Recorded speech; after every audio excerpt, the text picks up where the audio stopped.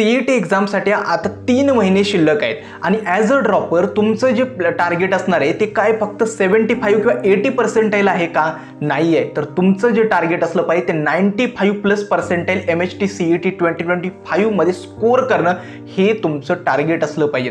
तुम्ही तुमच्या आयुष्यातलं 1 वर्ष एक्स्ट्रा इन्व्हेस्ट करताय CET एक्झामसाठी. त्यामुळे ड्रॉपर्स जे रिपीटर स्टुडंट आहेत त्यांची सगळ्यात जास्त प्रायोरिटी काय असली पाहिजे तर मॅक्सिमम CET एक्झाममध्ये पर्सेंटाईल स्कोर करून ड्रीम कॉलेजपर्यंत कसं पोहोचता येईल यासाठी.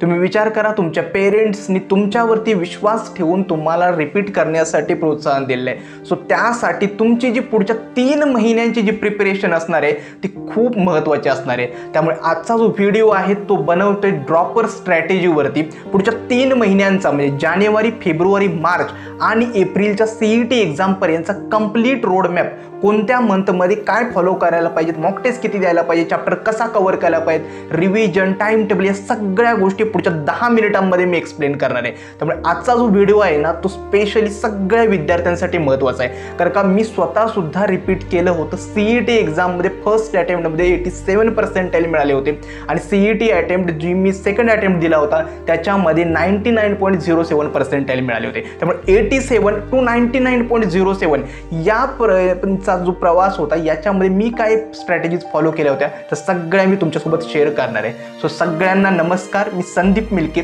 PICT स्टुडंट, तुम्हाला आजच्या या व्हिडिओमध्ये कम्प्लिटली ड्रॉपर स्ट्रॅटेजीबद्दल सांगणार आहे. तर सुरुवात करूया आजच्या या नवीन व्हिडिओला.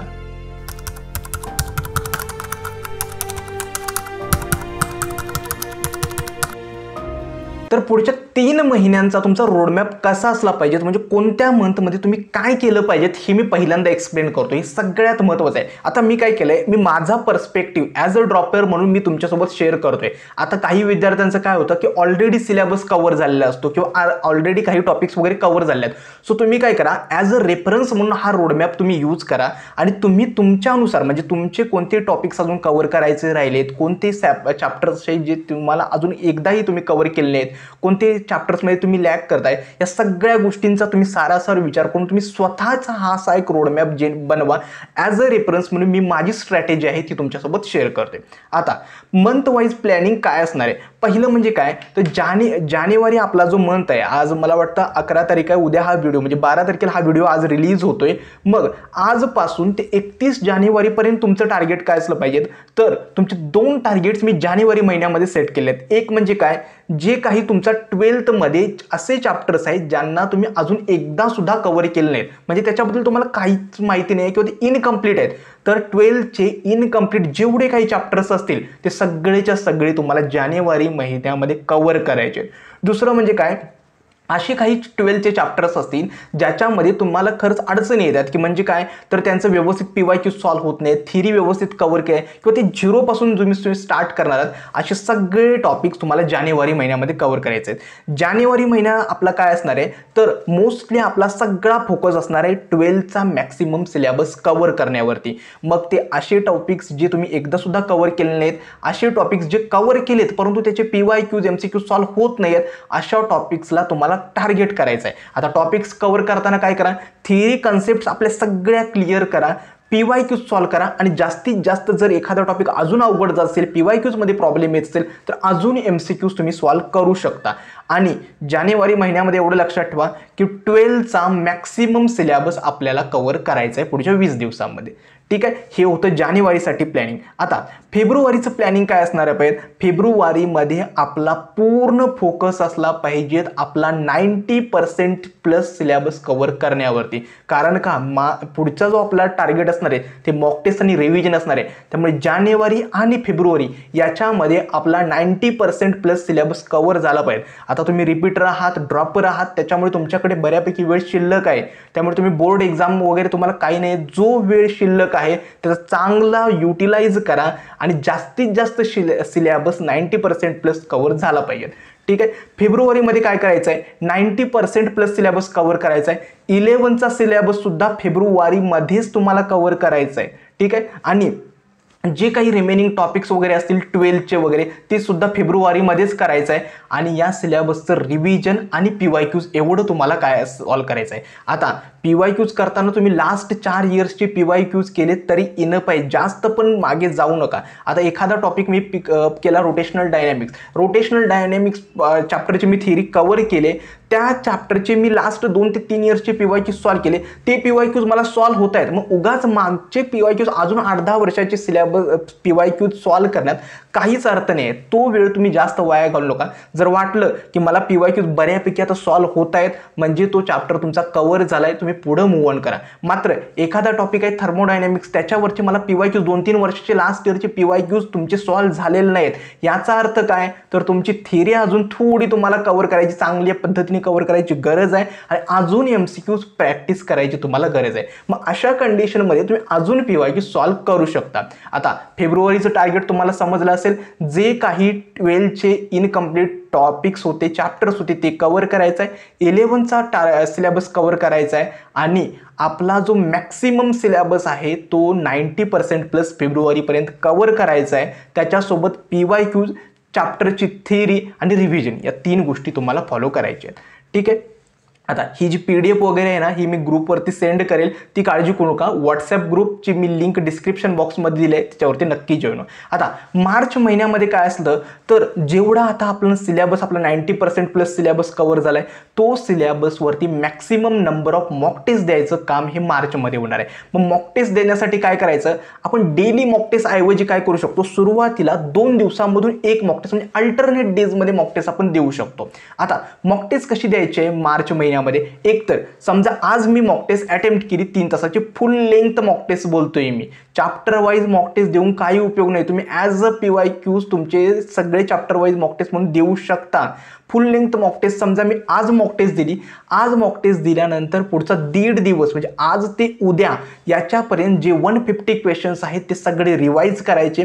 जे क्वेश्चन चुकलेले आहेत ते मॉक टेस्टमधून ॲनालाइज करायचे की तुमचे वीक टॉपिक्स कुठे आहेत, कुठे तुमच्या चुका होत आहेत, टाईम कुठे तुमचा चाललाय, हे सगळं ॲनालाइज करायचं. त्याच्या वीक टॉपिक्स जे तुमचे फाइंड झाले त्यांना परफेक्ट करायचं, रिवाईज करायचं आणि त्यानंतर पुढची मॉक टेस्ट द्यायचं. हे यासाठी आहे. मार्च महिन्याचं मेन एम काय तर तुमचं score improvement plus mock test with revision. म्हणजेच काय होईल, तुम्ही मॉक टेस्ट पण देताय, मॉक टेस्ट सोबत स्कोर पण इम्प्रूव्ह होतोय आणि मॉक टेस्ट दिल्यानंतर तुम्हाला तुमच्या कुठे अडचणी येत आहेत, कुठं टाइम कमी पडतोय, कुठं तुम्हाला फिजिक्स आणि न्यूमेरिकल्समध्ये प्रॉब्लेम येतात हे सुद्धा समजेल. त्यामुळे मार्च महिन्यामध्ये मॉक टेस्ट चा स्कोर इम्प्रूव्हमेंट आणि रिव्हिजन या 2 गोष्टींवरती फोकस करायचा आहे आणि जे वीक टॉपिक्स असतील ते ऑटोमॅटिकली आपल्या मॉक टेस्ट सोबत कव्हर होत जातात. आता एप्रिलमध्ये बघाल तर एप्रिलमध्ये काय करायचं आहे, त्यावेळी आपले जे पुढचे 15 दिवस असतात याच्यामध्ये ज्या मॅक्सिमम नंबर ऑफ मॉक टेस्टची इंटेन्सिटी आपण थोडी वाढवू शकतो आणि रिव्हिजनवरती फोकस करू शकतो. मोस्टली एप्रिल महिना जो असतो ना रिव्हिजनवरती दिला जातो. वीक टॉपिक्स काही जर असतील ते कंप्लीट करायचे, रिवाईज करायचे आणि मॉक टेस्ट आत्तापर्यंत जेवढ्या दिल्या होत्या त्याचं रिव्हिजन करायचं. म्हणजे कोणते क्वेश्चन चुकले, ते क्वेश्चन्स का चुकले, टाईम कुठे कमी पडतोय. आणि एप्रिल महिन्यामध्ये सगळ्यात महत्त्वाची गोष्ट काय करायची आहे तर एक पेपर अटेम्प्टिंग स्ट्रॅटेजी मॉक टेस्टसोबत ती डेव्हलप होतच जाते, परंतु एक पेपर अटेम्प्टिंग स्ट्रॅटेजी तुम्हाला फॉलो करायची आहे. म्हणजेच काय, फिजिक्सचे 50 क्वेश्चन्स आहेत, केमिस्ट्रीचे 50 क्वेश्चन्स आहेत, या 100 क्वेश्चन्सला 90 मिनिट्समध्ये मला टॅकल करायचं आहे. तर या 90 मिनिट्समध्ये प्रत्येक क्वेश्चनला मी कसं हँडल करणार आहे. टार्गेट आपलं फिजिक्सचे 50 to 50 क्वेश्चन सॉल्व करायचे नाही आहेत, क्वेश्चन्स चूज करायचे आहेत आणि व्यवस्थित सॉल्व करायचे आहेत. सो एक पेपर अटेम्प्टिंग स्ट्रॅटेजी तुमची असली पाहिजे, जेणेकरून CET एक्झाममध्ये आज जरी तुमची CET एक्झाम घेतली तरी तुमचा स्कोर 140 प्लस हा नक्की असला पाहिजे. सो यासाठी पेपर अटेम्प्टिंग स्ट्रॅटेजी तुम्हाला एप्रिल महिन्यामध्ये डेव्हलप करायची. ठीक आहे, हे होतं मंथ वाईज प्लॅनिंग. आता एखादा चॅप्टर आहे त्याला तुम्हाला कव्हर कसं करायचं आहे. मॅक्सिमम मुलांचा हाच प्रॉब्लेम होतो की म्हणतात की आता माझं 0 प्रिपरेशन आहे, मग मला आत्तापासून जर चॅप्टर कव्हर करायचं आहे तर चॅप्टर कव्हर कसं करायचं आहे. चॅप्टर कव्हर करण्यासाठी पहिलं एक मी एक्झाम्पल घेतो की तुमची मॅक्सिमम तुमची MCQ प्रॅक्टिस झाली पाहिजे आणि थिअरी खूप कमी झाली पाहिजे. उदाहरणार्थ सांगतो, आता एखादा चॅप्टर आहे जर तुम्ही तो 4 तासामध्ये कव्हर करताय, आता 4 तास, आता मॅक्सिमम मुलांचा जास्त वेळ लागू शकतो, परंतु तुमच्याकडे वेळ शिल्लक आहे आणि तो युटिलाइज करायचा आहे. 4 तासामध्ये एखादा चॅप्टर कव्हर करायचं तर 1 तासामध्ये त्या चॅप्टरची फक्त थिअरी कव्हर करायची. थिअरी कव्हर करण्यासाठी वन शॉट लेक्चर्स यूज करा, त्यानंतर तुमचे टेक्स्टबुक यूज करा. काहीही करा, जे लेक्चर्स जरी यूज केलेत ना तरी चालतील. मग वन शॉट लेक्चर्समधून ती थिअरी कव्हर करा. त्यानंतर 30 मिनिट जो चॅप्टर तुम्ही कव्हर केलाय त्याची 1 पेज एक नोट बनवा किंवा समरी बनवा, त्याचे फॉर्म्युलाज लिहून काढा, इम्पॉर्टंट PYQs नोट डाऊन करून ठेवा आणि ते सगळे एका 1 पेजवरती लिहून ठेवून त्याची शॉर्ट नोट्स बनवा. ठीक आहे, पुढच्या 30 मिनिटांमध्ये. आणि त्याच्यानंतर पुढचा जो तुमचा 2.5 तास असणार आहे याच्यामध्ये तुम्हाला तुमची MCQ प्रॅक्टिस करायची आहे. आता MCQ प्रॅक्टिससाठी अप्रोच काय असला पाहिजे, मी मगाशी जसं सांगितलं, सुरुवात PYQ पासून करायचं. 2024, 2023, 2022 असे उलट्या मागे जायचे PYQ सॉल्व्ह करत. सो PYQs पहिल्यांदा सॉल्व्ह करायचं. वाटतं की PYQs बऱ्यापैकी सॉल्व्ह होत आहे, म्हणजे चॅप्टर बऱ्यापैकी कव्हर झाले, पुढच्या चॅप्टरवरती मूव्ह ऑन करा. वाटतं की PYQ सॉल्व्ह होत नाहीत, याचा अर्थ थिअरी व्यवस्थित कव्हर झालेली नाही आहे. थिअरीला रिव्हिजिट करा, कन्सेप्ट स्ट्रॉंग करा आणि परत PYQ करायचं स्ट्रॉंग, म्हणजे PYQ सॉल्व्ह करायला स्टार्ट करा. 1-2 विद्यार्थ्यांचे डाऊट्स काय होते की वेक्टर्स आणि लाईन अँड प्लेनमध्ये प्रॉब्लेम येतोय. आता अशा सिच्युएशनमध्ये ज्यावेळी आपल्याला थिअरी परफेक्ट नाही आहे, समजत नाही आहे, यावेळी तुम्ही JEEचे जे टीचर्स असतात त्यांचे सुद्धा थेरॉटिकल लेक्चर्स कन्सेप्ट समजण्यासाठी यूज करू शकता. आता उदाहरणार्थ मी माझ्या प्रिपरेशनच्या वेळी काय करायचो, तर नेहा अग्रवाल मॅम नावाचे एक यूट्यूबर्स आहेत, मोस्ट ऑफ द विद्यार्थ्यांना माहिती असेल. नेहा अग्रवाल मॅथमॅटिकली इन्क्लाइंड नावाचं एक यूट्यूब चॅनल आहे त्यांचं, त्याच्यावरती व्हिजिट करा. त्यांनी काय केलं, थिअरी खूप छान पद्धतीने समजावून सांगितले. सो तुम्ही त्यांचे लेक्चर्स तुम्ही यूज करू शकता. हे होतं टॉपिक कसा कव्हर करायचा याबद्दल. आता सब्जेक्ट वाईज जो प्लॅन आहे तो सगळ्या विद्यार्थ्यांसाठी खूप महत्त्वाचा आहे. 1-2 गोष्टी तुम्हाला सांगायच्या आहेत. एक म्हणजे काय, फिजिक्समध्ये जर तुम्हाला थोडं सांगण्यात झालं तर फिजिक्समध्ये PYQs रिपीट होतात, फक्त त्यांच्या व्हॅल्यू चेंज केलेल्या असतात. कन्सेप्ट पुन्हा पुन्हा रिपीट होते, मात्र त्याच्या व्हॅल्यूज फक्त चेंज केल्या जातात. त्यामुळे PYQs हा फिजिक्सचा बॅकबोन आहे, त्याच्यावरती फोकस करा. PYQs सॉल्व्ह होत असतील ना तर फिजिक्समध्ये घाबरून जायची काही गरज नाही. आणि फिजिक्समध्ये काय होतं तर फक्त फॉर्म्युलाज मॅनिप्युलेट केला जातो. म्हणजे आता एखादा फॉर्म्युला आपल्या टेक्स्टबुकमधील आहे त्याच्यावरती as it is value put करायची गरज नसते, तर त्या फॉर्म्युलाला काही ना काहीतरी मॅनिप्युलेट केलं जातं आणि त्यानंतर आपल्याला त्याच्यावरती ऑपरेशन्स परफॉर्म करायचे. सो आपलं टार्गेट काय आहे तर फिजिक्समध्ये आपलं टार्गेट आहे 35+ मार्क्स स्कोर करणं. कारण का तो टाईम मॅनेज करत फिजिक्समध्ये स्कोर करणं थोडं जरा डिफिकल्ट असतं. ते आत्तापासून प्रॅक्टिस करा. MCQ प्रॅक्टिस करताना काय करायचं तर टाईम स्लॉट तुम्ही लावायचं, बाजूलाच एक अलारामचं क्लॉक लावायचं, 30 मिनिटाचा वेळ लावायचा. फिजिक्सचे कोणतेही 20 किंवा 15 MCQ चूज करायचे PYQs आणि ते सॉल्व्ह करायचे टाईम बाउंड. म्हणजे काय होईल, आपला मेंदू आतापासून ते PYQs टाईम स्लॉटमध्ये सॉल्व्ह करण्यासाठी ट्रेन होईल. CET 1च्या मॉक टेस्टमध्ये ॲक्च्युअल एक्झाममध्ये प्रॉब्लेम येणार नाही. त्याच्यानंतर केमिस्ट्रीमध्ये काय करायचं तर केमिस्ट्रीसाठी तुम्ही फक्त आता टेक्स्टबुक फॉलो करा. ठीक आहे, 1 शॉट लेक्चर्स यूज करा. केमिस्ट्री खूप इझी येते, मात्र केमिस्ट्रीसाठी सगळ्यात महत्त्वाचं आहे रिव्हिजन. रिॲक्शन्स, नेम रिॲक्शन्स लक्षात राहत नाहीत, शॉर्ट नोट्सवरती टेबलासमोर चिकटवा. 2 ते 4 दिवसांनी त्यानंतर म्हणजे व्यवस्थित रिवाईज करायचं जा.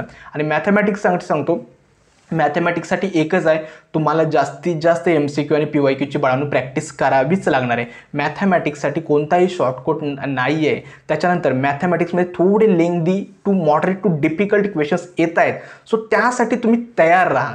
ठीक आहे, हे होतं सब्जेक्ट वाईज प्लॅन. आता सगळ्यात महत्त्वाची गोष्ट काय सांगतो, जेवढा काही सिलेबस कव्हर करताय, जेवढे काही PYQs सॉल्व्ह करताय, जेवढे काही MCQs सॉल्व्ह करताय, जेवढे काही शॉर्ट नोट्स बनवताय, जेवढे काही 1 पेज समरी बनवताय, या सगळ्याचं जेव्हापर्यंत रिव्हिजन होत नाही तोपर्यंत तुम्हाला कॉन्फिडन्स येणार नाही आहे. मागच्या कन्सेप्ट तुम्ही सगळे विसरून जाता. हे अवॉइड करायचं असेल तर रिव्हिजन काय करा, आठवड्यातून 1 दिवस तुम्ही रिव्हिजन करू शकता. म्हणजे काय करायचं, सोमवार ते शुक्रवार किंवा शनिवारपर्यंत जेवढा काही सिलेबस कव्हर केलाय, जेवढ्या काही नवीन गोष्टी तुम्ही शिकल्यात, सगळ्या गोष्टींचं शनिवारी किंवा रविवारी रिव्हिजन करायचं. ठीक आहे, हे रिव्हिजन करत असताना काळजी घ्या की जास्त पण वेळ रिव्हिजनवरती नाही, परंतु त्या कन्सेप्ट आणि ते PYQs कसे सॉल्व्ह केलेत याच्यावरती तुमचा फोकस असला पाहिजे. दुसरं, टाइम टेबल. आता टाइम टेबलबद्दल एक सेपरेट डेडिकेटेड व्हिडिओ मी बनवेनच, परंतु टाइम टेबलला लक्षात ठेवा की शक्य करून जे टाइम टेबल फॉलो करताय त्याला स्टिक राहण्याचा प्रयत्न करा. छोटे छोटे गोल्स सेट करा, म्हणजे उद्या मला काय कव्हर करायचं आहे हे आज रात्री झोपण्या अगोदरच तुम्ही डिसाईड करून ठेवलं पाहिजे. ठीक आहे, आय होप तुम्हाला या स्ट्रॅटेजी समजल्या असतील. दुसरं म्हणजे काय, ड्रॉपर्स आहात, रिपीटर्स आहात म्हणून बर्डन घेऊ नका की मला पर्सेंटाईल कमी आलं तर वगैरे. सगळ्या मुलांना खूप छान आणि चांगलं पर्सेंटाईल मिळणार आहे. आता तुमची जबाबदारी छोटंसं काम करायचं आहे, म्हणजे काय, व्यवस्थित अभ्यासावरती फोकस करायचं आहे. ठीक आहे. सतत तुमचा काय बोलतात की त्याला व्हाय जो असतो तुमचा क्लिअर असला पाहिजे की मी रिपीट का केले. ठीक आहे. तुम्ही विचार करा, आपल्या सोबत आपल्या क्लासमध्ये जी मुलं होती ती आता फर्स्ट इयर इंजिनिअरिंगमध्ये कॉलेजचे फेस्टिवल्स क्लब सगळे एन्जॉय करतात आणि आपण काय करतोय तर घरातल्या एका रूममध्ये बसून तेच CETचे MCQs, डिफरन्शिएशन, इंटिग्रेशन, कॅल्क्युलस हे सगळं आपण चाळत बसलोय. याचा अर्थ काय, तुम्ही पुढच्या तुमच्या उद्याच्या कॉलेजसाठी तयारी करताय. सो ती तुमची तयारी आहे ती चांगली प्रिपरेशन असू द्यात. त्यामुळे काळजी घ्या की कोणत्याही गोष्टीचं बर्डन घेऊ नका. सगळ्या मुलांना चांगलंच पर्सेंटाईल मिळणार आहे. घाबरून जायचं नाही आहे की CETची डिफिकल्टी जास्त आहे, मॅथमॅटिक्समध्ये येतं, कमी मार्क्सवर सुद्धा खूप चांगलं पर्सेंटाईल मिळतं हे तुम्हाला माहिती आहे आणि ते मिळणारच आहे यावर्षी सुद्धा. त्यामुळे सगळ्या मुलांना जरी तुम्ही रिपीट केलं असेल तरी कन्सिस्टंटली आणि पॉझिटिव्ह अप्रोचने या CETला टॅकल करायचं आहे. कोणताही डाऊट वगैरे असेल, काहीही तुम्हाला मटेरियल वगैरे हवं असेल तर व्हॉट्सॲप ग्रुपची लिंक वगैरे दिलेली आहे. जेवढं माझ्याकडून शक्य असेल ना तेवढी हेल्प मी तुम्हाला नक्की करेल. आय होप तुम्हाला आजचा हा व्हिडिओ समजला असेल. आजचा हा व्हिडिओ कसा वाटला आणि कोणत्या नवीन टॉपिकवरती जर व्हिडिओ हवा असेल ना ते देखील मला कमेंट सेक्शनमध्ये सांगा. आजचा हा व्हिडिओ मी येथेच थांबवतो. धन्यवाद.